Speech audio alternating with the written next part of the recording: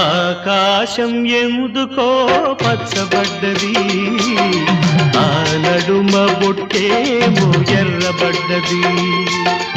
ఆకాశం ఎందుకో పచ్చబడ్డది, ఆ నడుమ బొట్టేమో ఎర్రబడ్డది.